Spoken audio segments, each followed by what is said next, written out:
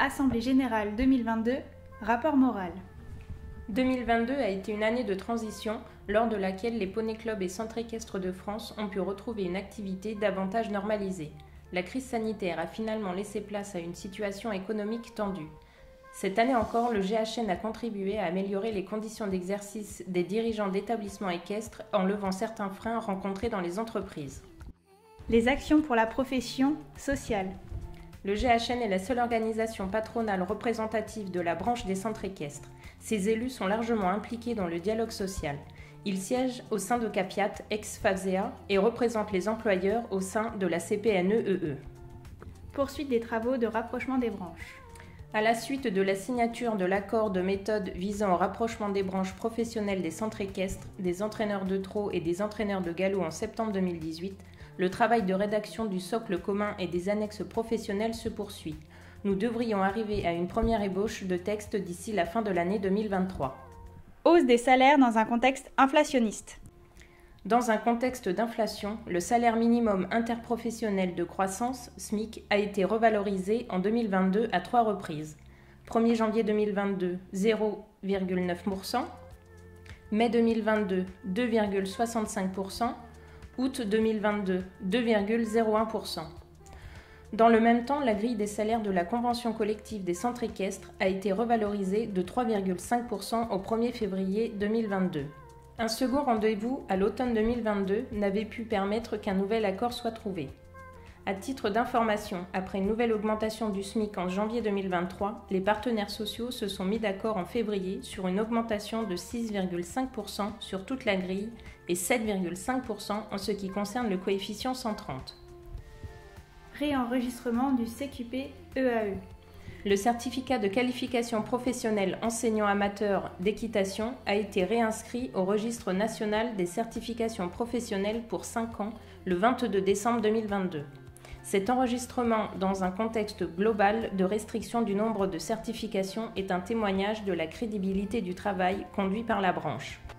Amélioration des conditions de retraite des non-salariés. À la suite des travaux menés par la FNSEA auprès des parlementaires et soutenus par le comité des sages du GHN, la proposition de loi instaurant le principe d'un calcul de la retraite de base des agriculteurs sur les 25 meilleures années de leur carrière a été votée à l'unanimité à l'Assemblée nationale et au Sénat en fin d'année 2022.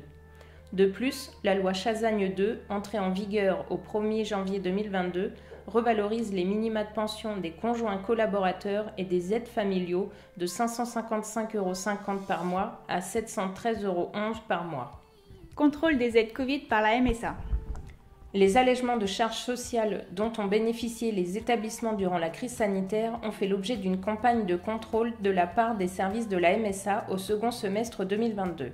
Le GHN a accompagné activement les adhérents contrôlés. 4 dossiers restent en cours au stade de la médiation ou du contentieux. Nous restons pleinement mobilisés et les échanges avec la caisse centrale et la caisse locale concernées se sont poursuivis en 2023. Fiscal. Taxe sur la valeur ajoutée des activités équestres. Grâce à un travail de longue haleine auprès des instances européennes, la révision directive TVA permet depuis le mois d'avril dernier à chaque État membre d'appliquer un taux réduit de TVA à une liste des biens et services définis, dont font partie les équidés vivants et les prestations de services qui y sont liées.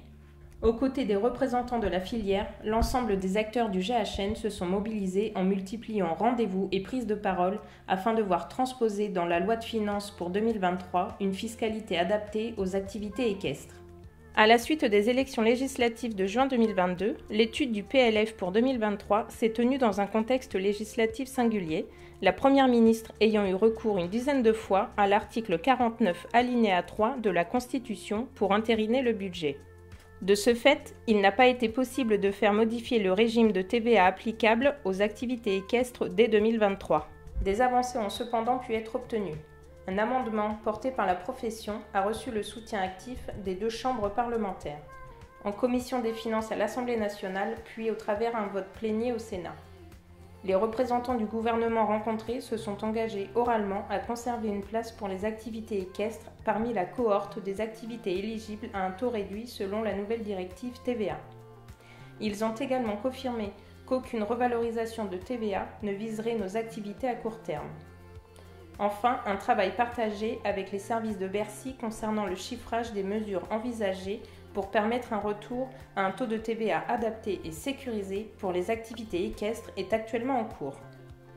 Le GHN reste mobilisé et déterminé à voir ce dossier aboutir dans les meilleurs délais. Taxe sur la valeur ajoutée, alimentation animale.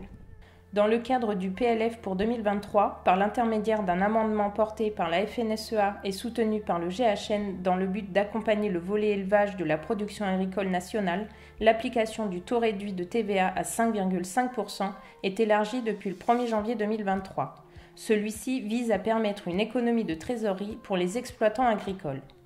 Concernant plus spécifiquement les activités équestres, cette mesure s'applique, indifféremment du statut juridique du client, aux ventes d'équidés reproducteurs, prestations liées à la reproduction et prise en pension des reproducteurs.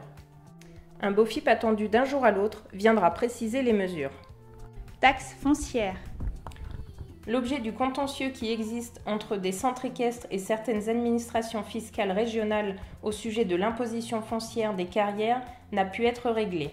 Cette année encore, plusieurs de nos adhérents et non-adhérents se sont vus imposer la surface de leur carrière en foncier bâti au lieu du foncier non bâti. En complément de la défense individuelle des adhérents qui nous ont directement saisis, nous avons interpellé le ministère de l'Économie et des Finances ainsi que les services de la Première ministre. Un dialogue sera ouvert en 2023 avec les services fiscaux et le représentant des collectivités concernées par la fiscalité foncière. Contrôles fiscaux. En cas de difficulté, le GHN accompagne les adhérents lors des contrôles fiscaux, directement ou bien en lien avec leur cabinet comptable. Cette année encore, les dossiers suivis ont permis à minima d'obtenir un rabais des sommes appelées. Aides et mesures d'accompagnement spécifiques. La situation géopolitique, économique et climatique en 2022 a conduit le gouvernement à mettre en place un certain nombre d'aides au profit des entreprises agricoles. Si certaines aides ont pu bénéficier aux établissements équestres, le GHN regrette les discriminations persistantes vis-à-vis des établissements équestres de la part des institutions gouvernementales et agricoles. Le GHN reste mobilisé à faire reconnaître des activités équestres comme partie intégrante de l'agriculture nationale. Politique agricole commune. Le plan stratégique national français de la politique agricole commune 2023-2027 a été approuvé par la Commission européenne le 31 août 2022. Il est rentré en vigueur au 1er janvier 2023. Désormais, en dehors des aides couplées qui ne sont ouvertes qu'à certaines productions agricoles, les professionnels de la filière équine qui sont reconnus comme agriculteurs actifs et ayant des hectares admissibles activés comme droit au paiement de base peuvent émarger à l'ensemble des aides du premier pilier de la PAC. En complément, les régions sont désormais chargées du portefeuille relatif aux aides non surfaciques. Les régions sont autorités de gestion. Ainsi, l'ouverture du dispositif, les projets soutenus et les conditions d'éligibilité peuvent varier suivant les régions. En 2023, le GHN restera attentif au traitement des activités équestres par les régions. Passeport. Le GHN a participé en complément de la FFE pour accompagner le déploiement du Passe Sport auprès des poney clubs et des centres équestres. Le GHN a accompagné les dirigeants qui rencontraient des difficultés à faire valoir leurs droits lors de la procédure de remboursement par les services de l'administration. Nous avons également pu faire remonter nos observations au printemps 2022 pour faire évoluer le dispositif. Les remédiations apportées permettent un meilleur fonctionnement dans le cadre de la campagne 2023 lancée en septembre. Dossier filaire, ATM Équidés Ange. Composé de nombreux organismes de la filière cheval, l'ATM Équidés Ange a pour but de contribuer au financement et à l'organisation de l'équarrissage des équidés déclarés morts et à son organisation efficace. Les tarifs d'enlèvement, en lien avec les autres filières, et de destruction des carcasses ont été négociés par l'ATM. Ils sont mutualisés et permettent d'optimiser le coût de l'équarrissage en fonction du type d'équidé et du lieu où il doit se faire l'enlèvement. Le bureau de l'ATM a été renouvelé en 2022 pour une période de 3 ans. La présidence de l'association dédiée à l'équarrissage équin est toujours assurée par le GHN par l'intermédiaire de Jean-Michel Butner ainsi que son secrétariat.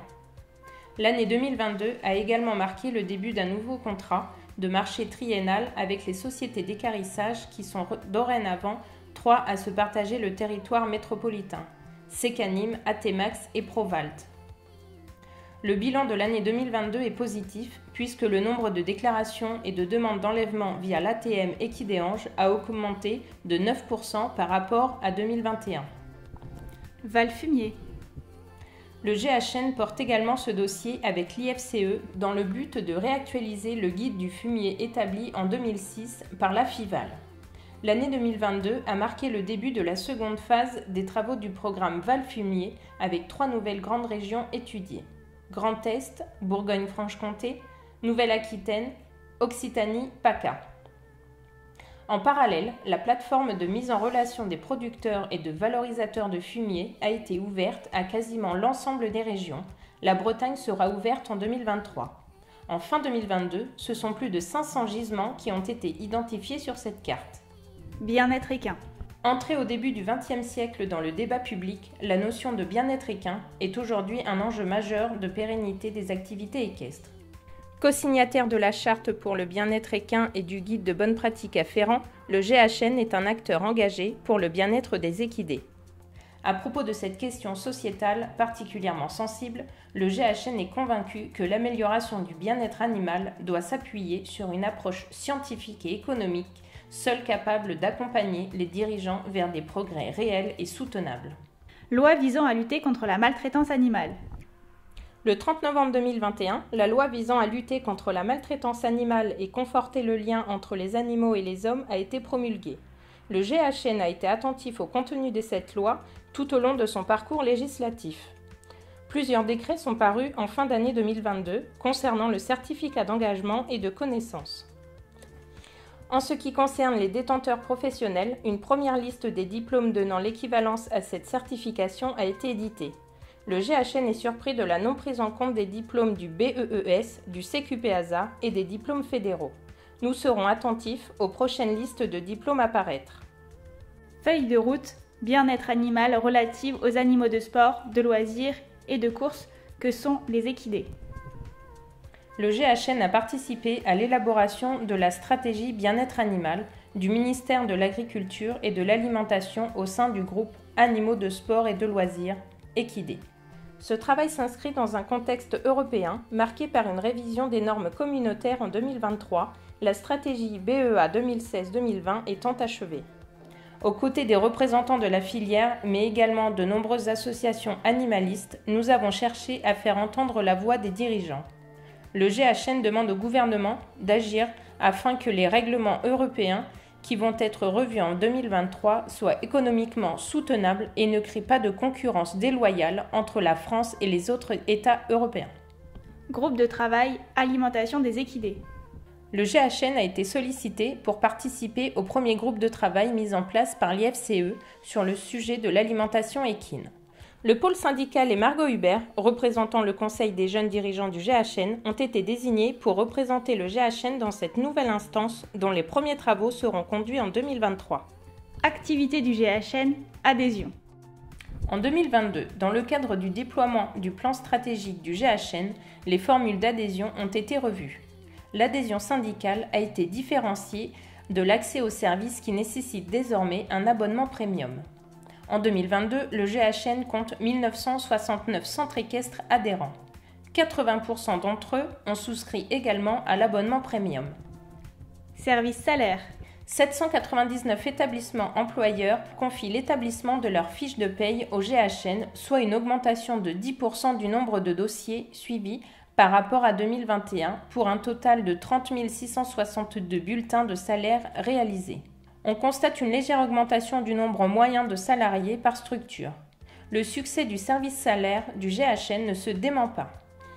Les utilisateurs ont pu bénéficier de toute l'expertise juridique du GHN afin de faire valoir leurs droits du point de vue des exonérations de cotisations MSA induites par la crise sanitaire. Ils sont nombreux à avoir été accompagnés à la suite de contrôles conduits par la MSA et visant à vérifier la régularité des exonérations. Service comptabilité GHN, AS Centre-Loire. Cette année, le service a répondu aux attentes de 153 adhérents. Il observe une croissance légèrement inférieure à 5%. La tension concernant les métiers de la comptabilité a conduit le GHN à recruter 2 jeunes collaborateurs dont la formation se poursuit en interne. La montée en compétences globales permet un accompagnement des adhérents de plus en plus performant en lien direct avec les services sociaux et juridiques. Services juridiques, accompagnement. En complément de la veille législative et réglementaire, le service juridique du GHN s'attache à rédiger des actes, contrats et autres documents juridiques utiles à la conduite des entreprises de nos adhérents. Plus d'une centaine d'entre eux ont pu bénéficier de cet accompagnement complémentaire à l'adhésion en 2022. Service syndical. En 2022, le GHN a été présent afin de recevoir ses adhérents actuels et futurs lors du Generali Open de France et du Salon du Cheval de Lyon. En complément, le service syndical du GHN répond présent pour participer et animer les rendez-vous de la profession conduits par ses nombreux partenaires. Creux, enseignement agricole, institutions de la filière, etc. Commission syndicale et autres instances. Créée en 2021, la commission syndicale regroupe l'ensemble des délégués du GHN en région. En 2022, cette commission a été réunie à 6 reprises. Elle permet de transmettre l'information aux représentants du GHN en région afin qu'eux-mêmes s'en fassent le relais auprès de leurs pairs et institutions. A l'inverse, les délégués identifient les problématiques locales et en assurent la remontée afin que les permanents du GHN puissent se saisir rapidement des dossiers. Les membres de la commission syndicale ont été particulièrement actifs lors de la crise TVA. Par leur intermédiaire, nous avons pu mobiliser une large frange d'élus et de parlementaires. Chacun à leur niveau, ils ont amplement participé aux mobilisations locales comme nationales. Également créés en 2021, les conseils des jeunes et des sages n'ont pas pu faire l'objet d'un déploiement suffisant pour permettre un travail approfondi des sujets qui leur incombent. Syndicalisme économique. Sur l'année 2022, 138 défibrillateurs ont été commandés par nos adhérents, portant le total d'appareils commandés à 205 depuis le début du partenariat en septembre 2021 avec la société Schiller. La démarche mutualisée permet aux dirigeants de bénéficier d'une économie d'environ 40% par rapport au prix public. En partenariat depuis le second semestre 2022, le GHN et le cabinet d'assurance Ligap associent leur expertise pour une relation client privilégiée, un conseil pertinent vis-à-vis des risques encourus, une protection efficace pour prémunir vos entreprises. Une multirisque centre équestre, une assurance des véhicules et engins motorisés, une prévoyance du dirigeant non salarié, un titre de pratiquant pour assurer les cavaliers non licenciés. Une vingtaine de contrats ont été conclus sur les derniers mois de cette première année. De nouveaux partenariats sont en cours de finalisation et verront le jour en 2023. Formation, création, reprise. Parmi les 21 porteurs de projets, un quart d'entre eux ont été spécifiquement formés et accompagnés par les collaborateurs du GHN dans le cadre de la formation Création-reprise, qui vise à donner aux porteurs de projets toutes les clés à la mise en œuvre d'une entreprise équestre viable. Qualité équidée. Le GHN a accompagné le déploiement de la formation Qualité équidée portée par la Fédération des conseils des chevaux et qui permet aux établissements de prétendre à la certification agricole haute valeur environnementale de niveau 3. Communication. Le GHN communique auprès de ses adhérents non seulement par le site internet, sa newsletter bimensuelle et ses différents mailings, mais également via 4 comptes sur les réseaux sociaux. Facebook, Instagram, Twitter, LinkedIn. Pour chacun de ces comptes, les abonnements reflètent une dynamique croissante. Les élus du comité directeur expriment leurs sincères remerciements aux adhérents, aux délégués ainsi qu'aux collaborateurs du GHN pour l'engagement et la qualité du travail accompli au cours de l'exercice.